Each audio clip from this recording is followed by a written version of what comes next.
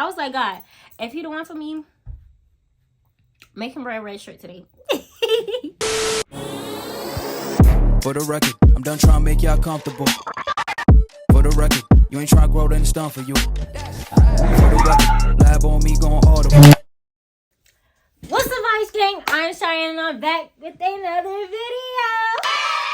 Period. In today's video, we are talking about love, relationship, God, celibacy. I don't even know what I'm going to title this yet. However, I do got my love sheets on, my little date night outfit on, because I already know Valentine's Day is on the way. It's a little bit hard to know what you can and can't do when it comes to like dating as a Christian. So I just wanted to put y'all on a couple of things that I started doing. So if you're interested in knowing, make sure you guys hit that subscribe button right now and watch the entire video. All right, now let's get straight into the video. All right, you guys, so let's hop straight into it. The dating scene can be very, very difficult, just in general. But I feel like specifically for us, because as a Christian girly, we do have like hold ourselves in a high caliber. Not saying that the ones that are not don't, but what I'm saying is there's certain things that we don't do because of, you know, Christ. Because we're following Jesus, most of the time we do want to be celibate until marriage. And you know, in this generation, it's hard to do that, and it's difficult to like stand on business and create those, you know, boundaries, because in human nature, guys want sex and girls want money.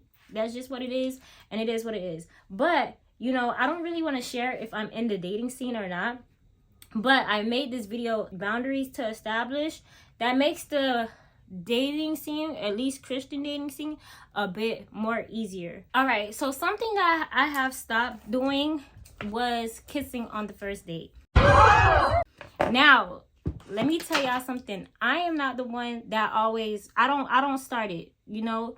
As a woman of God, I feel like it's very important to understand that you have a different expectation and you're set apart, and it's very important for you to be exclusive. You feel me?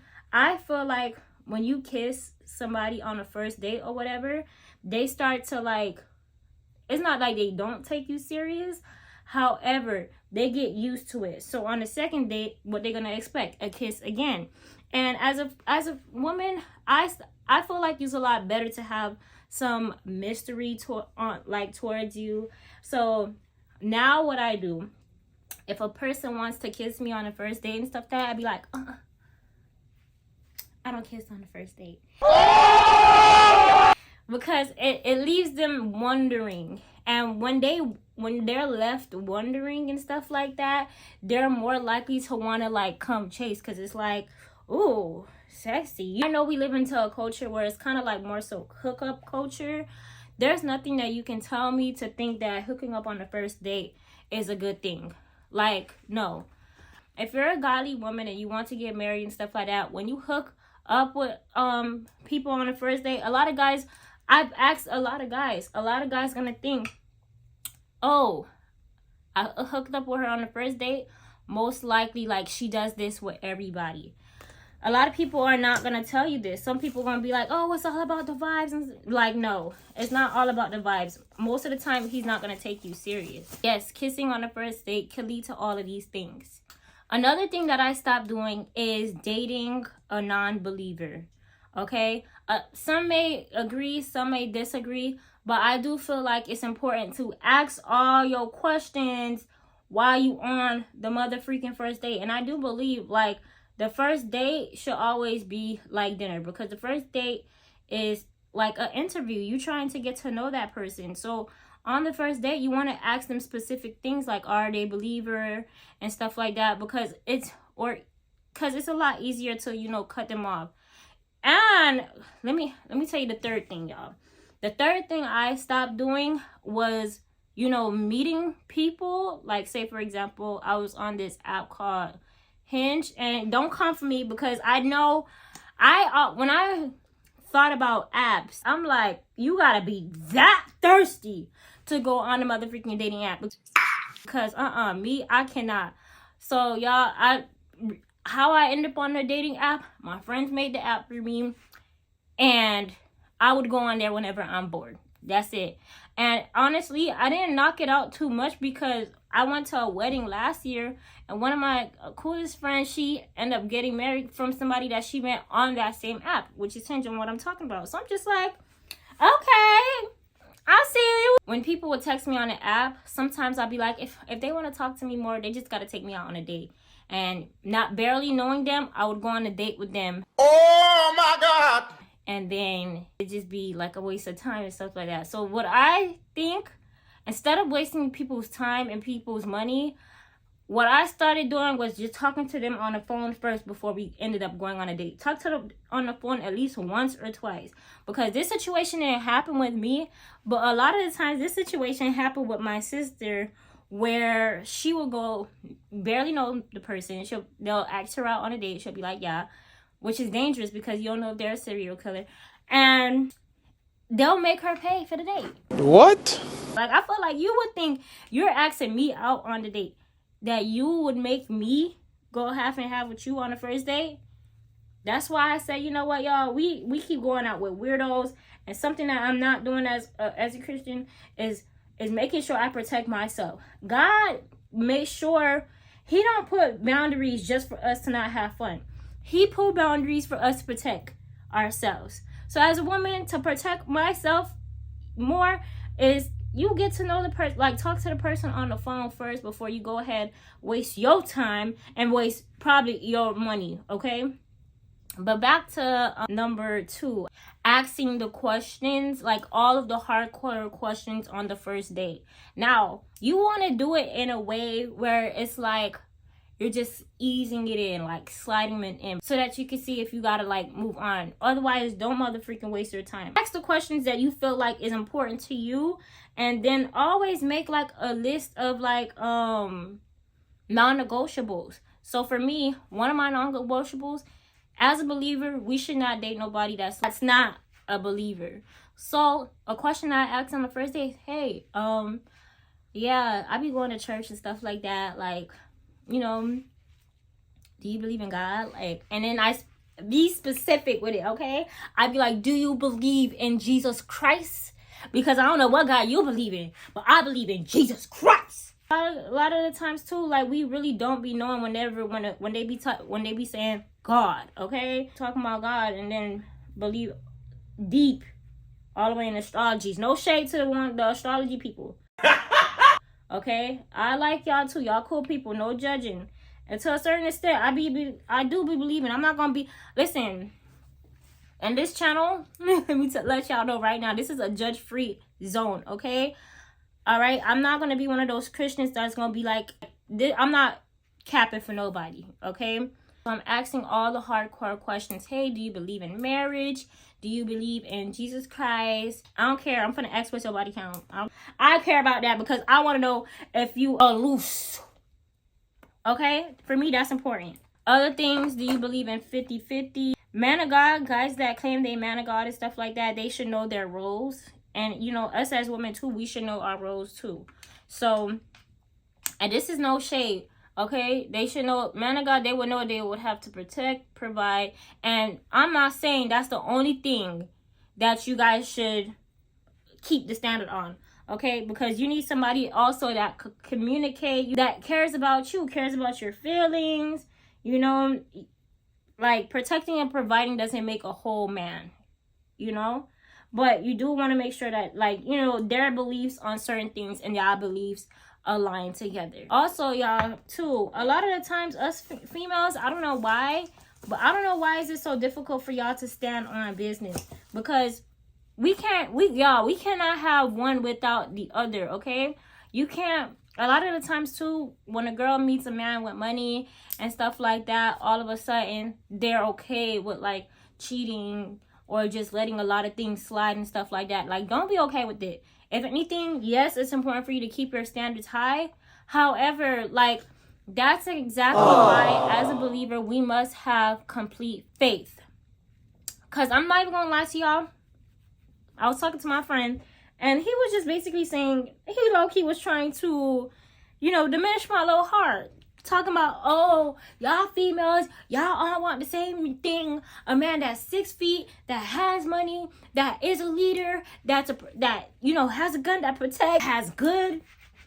I'm like, why are you reading my mind right now? And he was just like, there's a small percentage of men that has all of those things. And although that is true, you gotta know, what are you okay to settle for, and like, what is your non-negotiables? That's why I always say, create your list. The person could be a man of God, have a great personality, provider, and all these things, but he doesn't hit your height goal. Come on now, that's something that you can, like, bend over for. Like, that's something that I don't mind, like, letting that slide. He might be a little bit short, but he has a great heart. I do believe that's the whole point of us having, like, real faith. We cannot, listen, we have to learn how to have real faith, because I feel like in our Christian community, a lot of times we be saying, oh yeah, we have faith, but we don't have that real faith. When I'm real faith, is having utterly complete trust, like casting your cares unto the Lord type of faith. Let me give y'all a quick story time. So it was one time, long time ago, my brother had crashed my first ever car. All right. I was in love with that car. I had a Toyota Camry. It was a 2007. It was my putt-putt. But when I tell you I saved for that car, and that car, it was very difficult to find, So when he crashed it, my heart, when I first seen the car, my heart went, literally. I know he was okay. In my head, I knew he was okay, because I'm just like, he's fine. But he crashed my mother freaking car. And when I say my heart was broken, I was just like, damn, that was my first ever car. And I had so much worries, because I'm not gonna lie, y'all, I am not that girly that like to take the bus. I used to take the bus. I used to walk home all the time and stuff like that. And to find a car, it's kind of like, it's sometimes difficult. And when I tell you I spent my last on that car, and my savings account was like at 0, because I spent it all on getting that car. It was just hard. Then later on that night, worship music. I'm just crying my heart out, like, to this worship song, and all I kept hearing God saying, He is for you. He is for you. He is for you. He was for you. And like, as the song kept going, in the middle of the song, I felt like I heard God saying, I am for you. So after, and I felt like a whoosh. Like, when I say like a whoosh, it felt so like real. I don't know if you guys ever experienced this feeling as a believer, but it's like I didn't care no more. From that day forward, I knew that my car situation, out the window, it was in God's hands. I didn't even look back at my car or whatever. I just felt like I'm going to get a new car, and that's just that on that. Y'all, how about 3 weeks later? Just 3 weeks later, not even a whole month, I got me a Lexus. A whole upgrade, y'all. If that's not God, I don't know what it is, okay? But this is what I'm talking about, having complete faith and not letting nobody like deter you down when it comes to you getting the man of your dreams and stuff like that. Because when you settle, God is just like, that's like telling God, like, you okay with that little old thing? You over here crying over that? When I have something way bigger for you. And when it comes to big decisions on like who you want to date and who you want to potentially marry, it's very important to like nip so this that is kind of what I mean by standing on business. I'm gonna show you this TikTok. You're gonna end up spending the rest of your life with this person. You don't want to be miserable if you knew how it was in the beginning. And make sure you guys stand and I'm not even gonna lie, y'all. In my head, I was just like, dang, if I'm a Christian girl, you mean my boyfriend is celibate and he gave me that, we not gonna be in the room just playing patty cake. Shoot, no, no.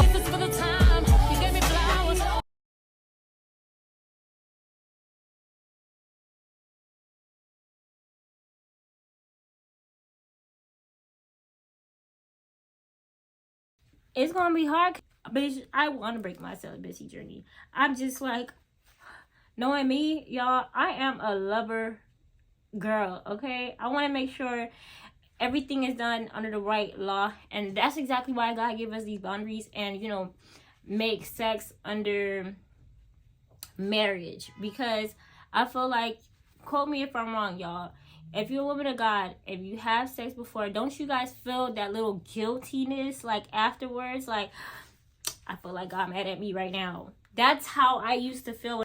I'm gonna just tell y'all the tea. I already know y'all in y'all head, y'all trying to think, how long you been celibate for?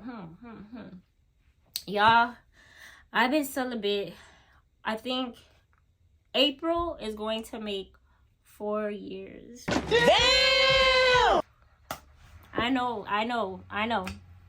Yeah, I'm 100% regretting wearing this just because it's showing teeth, but this video must be done. Also, something that I also learned is that, yeah, when you're waiting till marriage and you're genuinely getting to like know the person, the timeline of your marriage expedites. In my head, I low-key didn't believe how people could be like, yeah, we was together for 6 months or a year, we got married and stuff like that. I didn't believe those people because I'm just like, but yeah, when you're waiting till marriage and you genuinely get to know the person without, you know, that sex, adding the sex was on top of the cake. Another thing people don't really talk about is masturbation and pornography when it comes to like being a believer and stuff like that. And yes, I've been celibate for 4 years, but that don't mean I haven't masturbated or anything like that. Like I said, I'm gonna keep it real, y'all. And I ain't gonna lie, masturbating, like trying to not do that is very hard.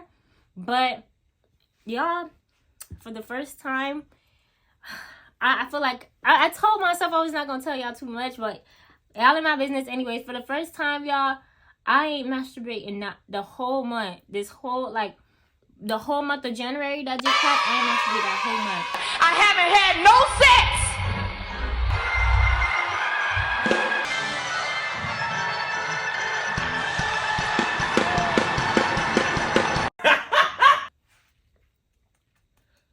And I just want to say, like, I did do it like 2 days ago. I ain't gonna front because that's the longest time. Masturbation, it's not really talked about in the Bible as much, but it is also like a bad thing. And that's something that I'm trying to like, you know, to stop doing. But something that has really helped me, because I know there's like not much videos like this that's gonna put you on staying busy and not being home like that.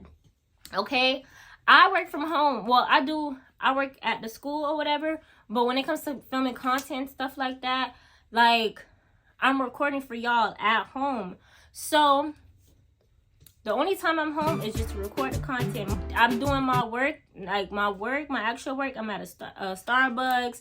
I'm at a coffee shop. Like, I'm other places, anywhere besides home, because when I'm at home and I'm in my room, child, I'm tempted to touch. Y'all, and I don't want to be tempted to touch no more. Well, I do, but you know what I mean. The last thing I stopped doing is car dates, okay? And the reason why I say car dates, because child, that is not no motherfucking date. What the heck? Are we in high school? Like, you can't afford to take me out on. I feel like, listen, y'all, I feel like the best date to go on a first date is always to go out to eat. Always make sure you go out to eat on the first date, because like I said, this is an interview. When your first date, or I guess link up, is in a car, it's a lot easier for y'all to like talk. Next thing you know, y'all kiss, and then y'all start touching each other, and next thing you know, bitch, you in the back seat. Hey, we all know what happens in the back seat. All right, so you don't want to get put in the motherfucking back seat. That's why it's important for you to go to a nice dinner, eat, get to know each other. A lot of people may argue and say, oh, why don't you guys go to the movies? You can't talk at the movies. And why don't you guys do like an activity? When it comes to activities, the reason why I say no, say for example, you guys decide to do something fun like skating and stuff like that. You can't really talk to that person too, because you're too busy trying to have fun and stuff. Unless y'all do that first and then still go out to eat. All end result, to save you money, just go out to eat. That's it. Y'all, little things like this can prevent us as believers, because we all want our mans and we all gonna get it. Okay, we just gotta be patient. Meanwhile, all you gotta do is focus on yourself and become a better you. You are who you attract. And if you're getting these bum dusties that don't care, it's because you don't care about yourself. Work on bettering yourself and let that be your primary focus. And God, and there's a man on the other side of town that's doing the same thing. And the next thing you know, y'all gonna meet up in the same gym, same library, same place. And then next thing you know, that's your man. It's hard to tell. So that's why, as you're going through this journey, always invite God into your relationship and speak to him. God, I think I like this person. Like, is he the one? Speak to God.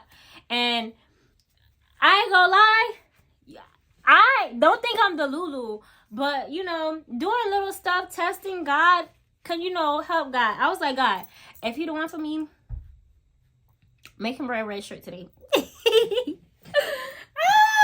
ain't gonna lie, putting God to the test can help. I'm just saying. But y'all, I enjoyed this talk with y'all. It was just a free spirit rant. I didn't write none of these notes down. So I just want to say thank you guys so much. If you enjoyed this, please make sure you guys give this video a like, comment, and subscribe. And I'll see you guys in my next video. Mwah. I love you. Bye.